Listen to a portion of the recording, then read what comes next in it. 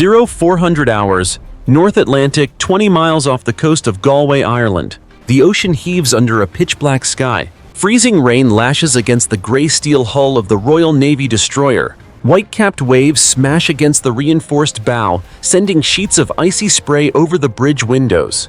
Inside the command center, the only light comes from the soft green glow of radar screens and the red tactical lighting.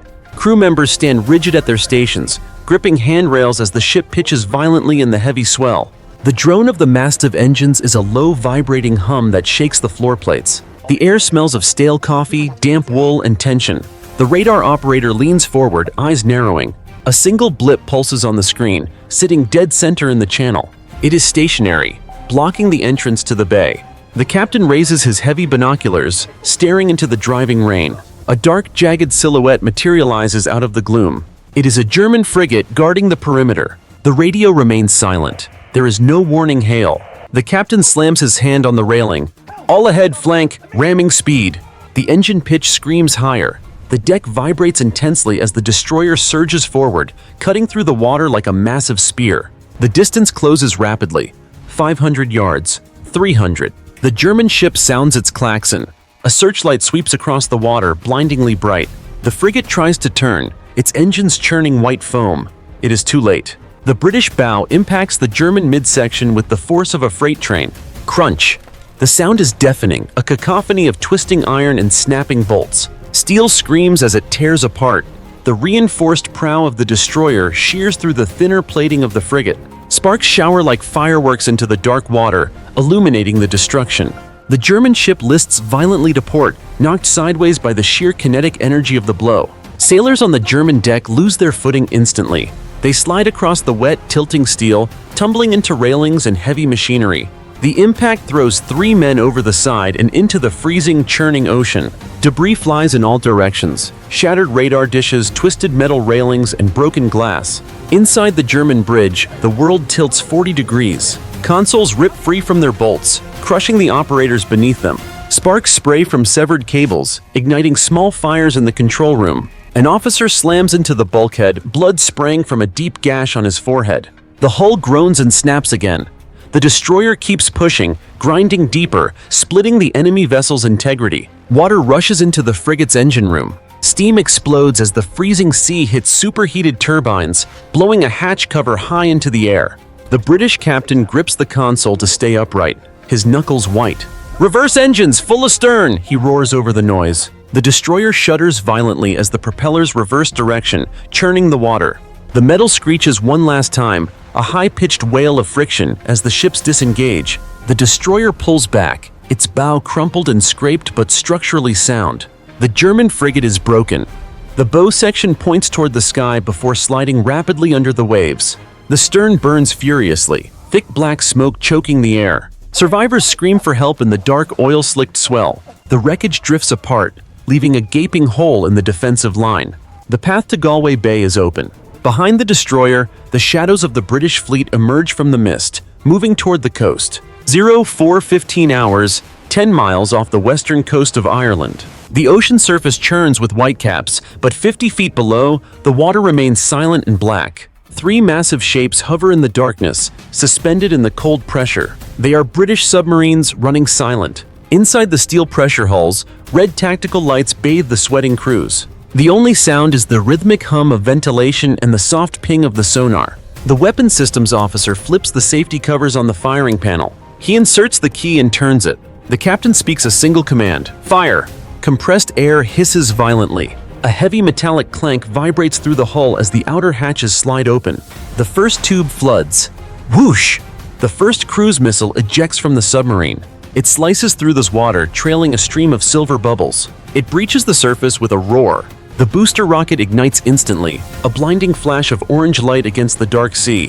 White smoke sprays across the waves as the missile levels off. It accelerates, rushing toward the coastline. A dozen more follow in rapid succession, streaking over the cliffs and skimming the treetops at subsonic speeds. At Airbase Alpha, the German perimeter guards freeze. A low whistling shriek tears through the air. The air raid sirens begin to wail, but the warning comes too late. The lead missile slams directly into the center of the main concrete runway. The warhead detonates, the ground heaves, a massive crater erupts, spraying dirt, pulverized rock, and jagged chunks of asphalt hundreds of feet into the air. The shockwave hits the guard towers, shattering the glass and knocking the sentries off their feet. The second missile dives into the corrugated roof of the primary hangar. It punches through the metal sheeting like paper. The explosion blows the reinforced walls outward. Steel beams twist and buckle under the intense heat. Inside, 2 parked transport planes catch fire instantly. Their fuel tanks rupture. A massive fireball engulfs the tarmac, rolling outward and consuming the maintenance vehicles parked nearby. Debris rains down on the airfield. Burning metal clatters onto the grass. The control tower windows blow out, showering the controllers with glass shards. Deep underwater, the submarine commander watches the telemetry screen fade. Salvo complete. Dive into patrol depth. The ballast tanks flood. The submarines tilt downward, vanishing back into the safety of the deep ocean. On the surface, Airbase Alpha is a ruin. The runway is severed. Thick black smoke billows from the skeleton of the hangar, blotting out the early morning stars. The smell of burning aviation fuel chokes the air. The base is neutralized. 0430 hours, Spittal Strand, Galway coast. A thick freezing mist clings to the rocky shoreline. The tide is high, the waves crashing against the black stones with a rhythmic thud. On the ridge overlooking the beach, German concrete bunkers sit silent in the darkness. Their gun slits face the sea, watching. Rain drizzles steadily, turning the sand into heavy gray mud. The smell of salt and wet earth is overpowering. The drone of heavy engines rises above the sound of the surf. Out of the fog, 3 massive landing craft surge toward the beach, riding high on cushions of air. They hit the sand with a wet crunch. The engines scream as they power down. The heavy steel ramps slam into the surf, splashing water high into the air. Go, go, go! Royal Marines pour out of the troop bays. Boots hammer into the wet sand. They fan out instantly, sprinting toward the cover of the dunes. The ridge erupts. German heavy machine guns open fire from the bunkers. Tac, tac, tac, tac. Green tracers slash through the mist. The air snaps as bullets break the sound barrier inches above the Marines' heads. Sand sprays up in violent geysers around their feet. A Marine on the left flank jerks violently and collapses into the surf, the water around him turning dark. Another Marine takes a round to the shoulder plate, the impact spinning him around and knocking him flat. "Suppressive fire!" a sergeant screams. The Marines drop to their stomachs. 20 assault rifles roar in unison. Brass casings fly from ejection ports, landing hot in the cold sand. Bullets chip away the concrete around the German gun slits, sending dust and rock fragments flying into the bunker. The German fire slackens for a second. "Rocket up! Hit that pillbox!" the sergeant yells, pointing a gloved hand at the central bunker. A Marine kneels in the mud. He hefts a disposable rocket launcher onto his shoulder. He aims. Whoosh! The rocket streaks across the beach, trailing gray smoke. It slams directly into the firing slit of the bunker. Boom! The explosion is contained inside the concrete box. Fire and black smoke belch out of the opening. The machine gun falls silent instantly. Concrete chunks rain down on the surrounding grass. The Marines surge forward. They scramble up the slick, grassy slope, slipping on the mud. They reach the trench line. A German soldier pops up, raising a rifle. A Marine swings the butt of his weapon, smashing the soldier in the chest. The German falls back, gasping. A grenade sails into the trench. Crump! Dirt and wooden planks fly into the air. The screams from the trench are cut short. The sergeant stands on the lip of the bunker, scanning the ridge. The German guns are destroyed. Smoke drifts across the beachhead. Medics run from the waterline, kneeling beside the wounded in the sand. The way inland is clear. 0445 hours, Airbase Bravo, 10 miles inland from the Galway coast. The airfield is busy. Under the glare of halogen floodlights, German ground crews drag heavy black hoses across the concrete. 3 massive fuel trucks sit parked next to the main storage tanks, pumping kerosene into the underground reservoirs. The air is thick with the chemical sting of aviation fuel. A mechanic wipes grease from his hands with a rag. The distant sound of the ocean is gone, replaced by the mechanical whine of pumps. A sudden tearing sound rips through the sky. 2 British fighter jets crest the tree line at 600 miles per hour. They fly dangerously low. The afterburners glow blue-white against the dark clouds. The sound of their passage shatters the windows of the guard shack. The lead pilot presses the release trigger. 2 heavy iron bombs detach from the wings. They drift forward in a shallow arc, falling silently for a split second. Boom! The first bomb impacts the center fuel storage tank. The steel skin bursts open. A massive geyser of liquid fire erupts upward, turning the night sky a blinding orange. The shockwave hits the parked fuel trucks instantly. The trucks do not just burn, they disintegrate. The heat vaporizes the metal cabs. The tires melt into black puddles in seconds. The blast wave hurls a German refueling technician 20 feet across the tarmac. He hits a chain-link fence and crumples to the ground, shielding his head as debris rains down. The second bomb slams into the pumping station. The concrete foundation cracks and heaves. Pipes burst underground, shooting jets of burning fuel into the air like fountains. A river of fire flows rapidly across the apron, chasing the fleeing ground crews. It washes over a parked transport jeep, engulfing it completely. The paint bubbles and peels off the metal in the intense heat. The British jets bank hard to the right, their engines roaring as they climb back into the cloud cover. "Target destroyed," the flight leader says over the radio. On the ground, chaos reigns. The fuel depot is gone. In its place is a crater of raging fire. Black smoke billows up in a thick column, choking the remaining personnel. The heat is so intense that the asphalt runway begins to soften and buckle. Sirens wail in the distance, but the fire crews cannot get close. The base's fuel supply is incinerated. 05:15 hours, a winding country road leading to Airbase Charlie. Ancient stone walls line the narrow asphalt. Thick fog drifts through the hawthorn hedges. The ground begins to tremble, pebbles dance on the road surface. A flock of crows bursts from the trees, scattering into the gray sky. Around the bend, a massive shape crushes the verge. A British battle tank tears through a stone wall, its tracks grinding the granite into dust. Its turret rotates with a low mechanical whine, the long barrel sweeping the lane. Blocking the road ahead, a column of German armored vehicles sits in ambush position. The German gunner spots the tank. He squeezes the trigger. Thud, thud, thud. High explosive rounds from the German autocannon slam into the British tank's frontal armor. They detonate against the thick composite plating, showering the hull with sparks and black soot. The tank does not slow down. The armor holds. Inside the British turret, the loader shoves a kinetic energy penetrator into the breach. The heavy block slams shut. Fire! The main gun roars. A jet of flame shoots from the barrel, kicking up dust for 30 feet. The heavy tank rocks back violently on its suspension. The sabot round crosses the distance in a fraction of a second. It strikes the lead German vehicle dead center. Crack! The dart punches through the German armor like a needle through cloth. It enters the fighting compartment. The friction turns the metal inside into molten spray. The round hits the ammunition rack. Boom! The German vehicle suffers a catastrophic kill. The pressure wave blows the turret completely off the hull. It spins 20 feet into the air, crashing upside down into the ditch. A pillar of white fire jets out of the open hatches as the ammunition cooks off inside. The chassis turns into an inferno. The second German vehicle tries to reverse. Its tracks spin uselessly in the mud. The British tank advances, its coaxial machine guns screaming.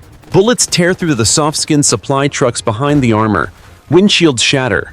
Tires burst. German soldiers scramble into the fields, diving into the wet grass as tracers cut the air above them. The British tank rolls past the burning wreck, the heat blistering the paint on its side skirts. The road to the airbase is open. 05:45 hours, Airbase Charlie perimeter outskirts. The base sits on a flat plateau, surrounded by low stone walls and patches of gorse. The morning light is a sickly gray, filtered through heavy rain and thick, low-hanging smoke. Near the center of the facility, a tall concrete control tower stands like a silent sentinel over the parked aircraft. German officers move frantically behind the glass windows of the command deck, barking into handsets and pointing at the flickering radar screens. The air is filled with the scent of ozone and the distant rumble of the approaching tank column. Suddenly, the air itself seems to vibrate.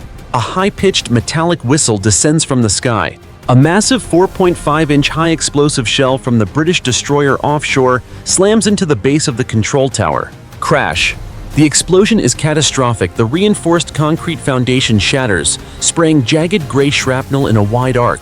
The entire tower heaves. For a heartbeat, it hangs in the air, then it begins to tilt. The glass panes on the command deck shatter simultaneously, showering the officers inside with thousands of razor-sharp fragments. The structure groans, a sound like a giant beast dying as the steel rebar snaps.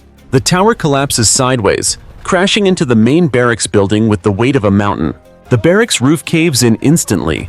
Clouds of dust, insulation, and pulverized brick explode outward, engulfing the German soldiers who were scrambling for their gear. Men are hurled through windows by the overpressure. The screams of the wounded are drowned out by the second shell, which impacts the motor pool. Boom! The blast rips it through the maintenance shop. Heavy wrenches and engine parts turn into lethal projectiles. A German mechanic is thrown against a brick wall, his chest crushed by the shockwave. He slides down the wall, leaving a dark smear on the masonry.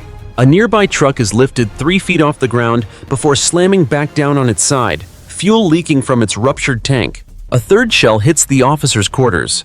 The building simply ceases to exist. A plume of red brick dust and splintered furniture rises 50 feet into the air. The ground continues to shake as the naval bombardment becomes a rhythmic, relentless hammer.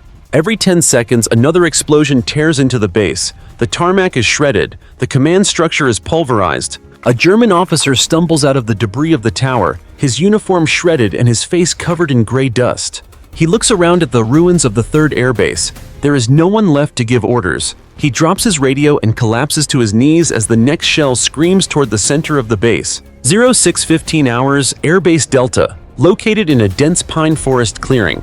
The morning fog is thick, dampening the sound of the wind through the needles. Row upon row of German attack helicopters sit on the concrete pads, their rotors tied down. Armed sentries pace the perimeter fence, their breath visible in the freezing air. The only light comes from the dim red glow of the aircraft's instrument panels, visible through the cockpit glass. Shadows move within the tree line. 6 British Special Forces operators emerge silently from the brush. They wear black tactical gear, faces smeared with dark grease. They move with fluid, predatory grace, slipping through the gaps in the chain-link fence. They do not use guns. They move like ghosts between the silent aircraft. One operator slides under the belly of a helicopter. He reaches up, his fingers finding the fuel line. He clicks a small magnetized block of C4 explosive against the metal. He moves to the next, then the next. A German sentry stops. He turns his head, squinting into the fog. He unslings his rifle and clicks the safety off. He takes a step toward the helicopters. A hand reaches out from the darkness behind him. It covers his mouth. A blade flashes in the dim light. The sentry goes limp and is dragged into the shadows without a sound. The lead operator raises a fist. The team retreats back into the tree line, melting into the pines. He pulls a small remote from his vest and flips a toggle. Boom!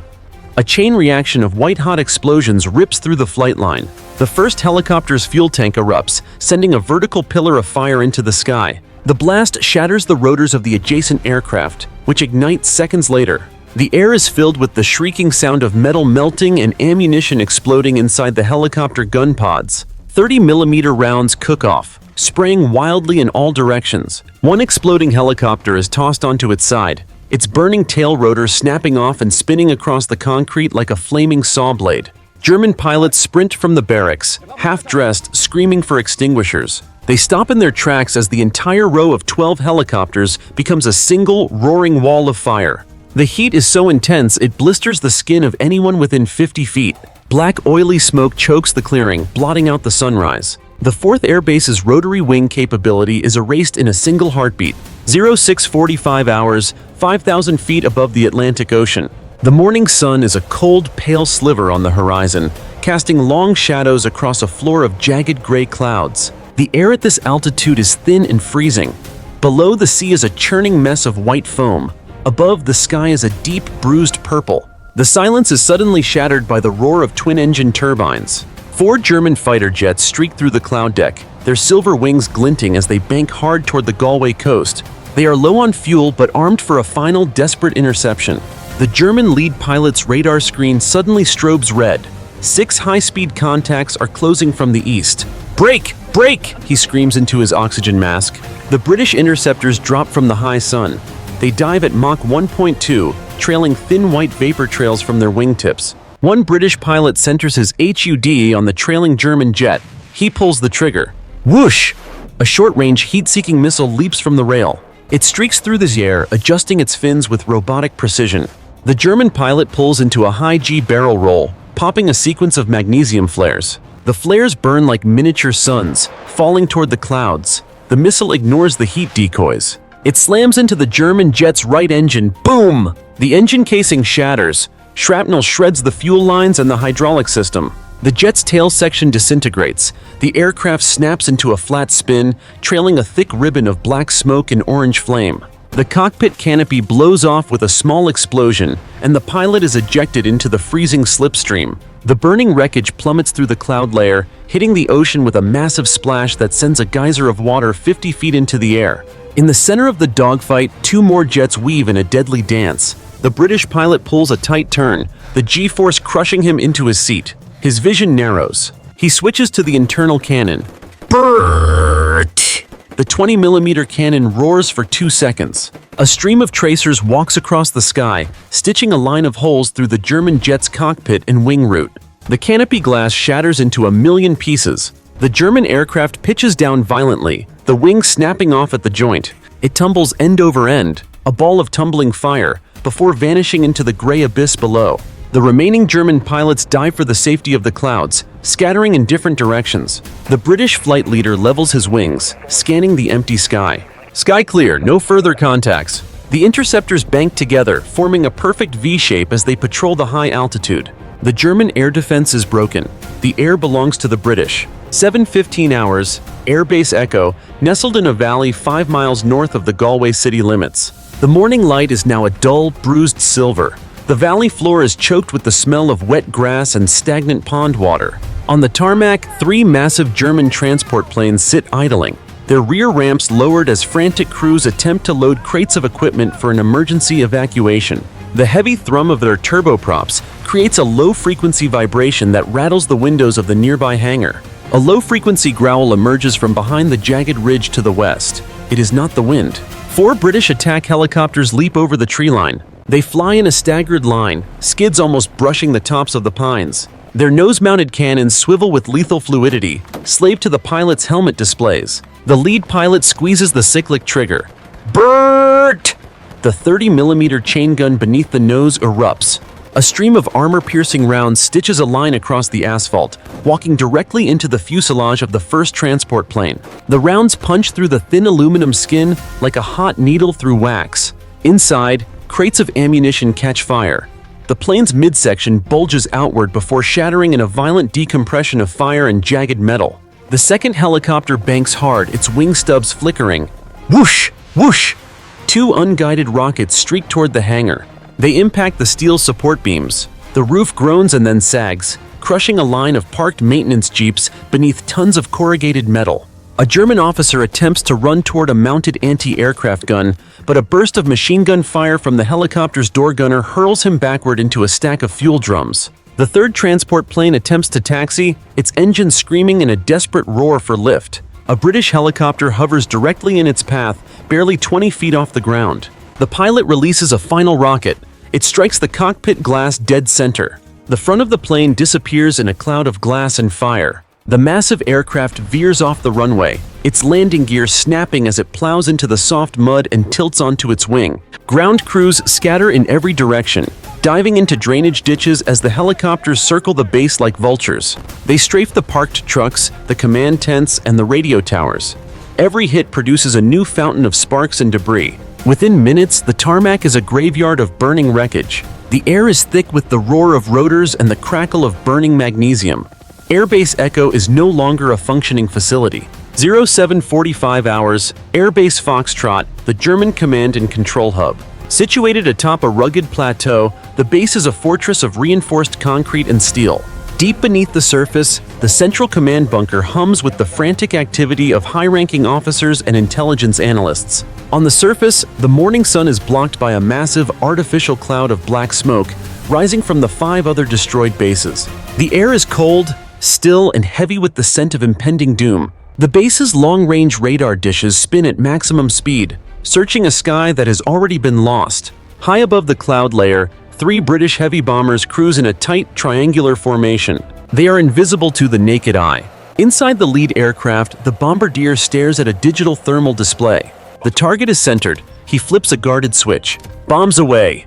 The cavernous bomb bay doors swing open. 2 massive 10-ton bunker buster munitions drop into the slipstream. They do not tumble. They stabilize instantly, their guidance fins twitching as they track the laser painting the center of the German command hub. They accelerate to terminal velocity, screeching through the atmosphere. The first bomb strikes the roof of the hardened communications center. It does not explode on impact. Its hardened tungsten nose punches through 10 feet of reinforced concrete like a spike through plywood. It burrows deep into the earth, vibrating the entire plateau. 2 seconds later, the delayed fuse triggers. Thud. The explosion is muffled but colossal. The ground beneath the airbase heaves upward in a massive, sickening wave. The main runway cracks open, a jagged fissure 300 yards long tearing through the asphalt. Underground, the command bunker's support pillars snap. The ceiling collapses, crushing the maps, the consoles, and the personnel in a tomb of dust and stone. The second bomb strikes the main power plant of the base. This time, the detonation is immediate. A mountain of orange fire and black smoke erupts, rising 1,000 feet into the air. The shockwave is so powerful it flattens every remaining structure on the surface. Guard towers are snapped at the base and hurled into the perimeter fences. Parked vehicles are tossed like toys, tumbling end over end until they explode. From the coast, the scene looks like a volcano has erupted. A massive pillar of fire stands where the command hub once was. The electrical grid for the entire sector shorts out, the lights of the base flickering once before dying forever. The brain of the German occupation has been severed. 8:15 hours, Galway coastline. The sun finally pierces through the heavy Atlantic fog, revealing a landscape transformed by fire. 6 distinct pillars of thick, oily smoke rise from the horizon, leaning toward the east in the morning breeze. The roar of jet engines has faded to a distant, receding hum. Along the coast, the tide begins to pull back, dragging debris and blackened driftwood away from the blood-stained sands of Spittal. The smell of burning rubber, salt air, and hot metal hangs heavy over the Irish countryside. The British destroyer, its bow jagged and blackened from the initial ramming, sits 2 miles offshore. It remains stationary, a silent sentinel in the gray water. Its radar dishes continue to rotate, scanning the empty skies. On the bridge, the captain stands with his hands behind his back, looking through the cracked glass of the observation window. The deck beneath his feet is still, the heavy vibrations of the engines reduced to a low, rhythmic throb. On the plateau where Airbase Foxtrot once stood, there is only a smoldering crater. The ground is littered with pulverized concrete and twisted rebar. A single German flag, scorched and tattered, hangs from a snapped pole near the perimeter. There is no movement on the tarmac, no sirens wail. The silence is absolute, broken only by the crackle of cooling metal and the occasional secondary pop of small arms ammunition cooking off in the ruins. The Royal Marines on the beachhead have established a perimeter. They sit on their rucksacks, rifles across their laps, watching the smoke rise. Medics move quietly between rows of stretchers near the landing craft. One Marine wipes grease from his face with a sleeve, staring at the horizon where the German fleet was expected to appear. It never did. The radio in the command center crackles one last time. A calm British voice breaks the static. All objectives neutralized, sector clear, Operation Galway Hammer is complete. The fleet begins to turn. The destroyer leads the way, its wake cutting a white scar across the dark Atlantic. Behind them, the 6 German air bases continue to burn, their capability for war utterly extinguished. The Galway coast is silent once more.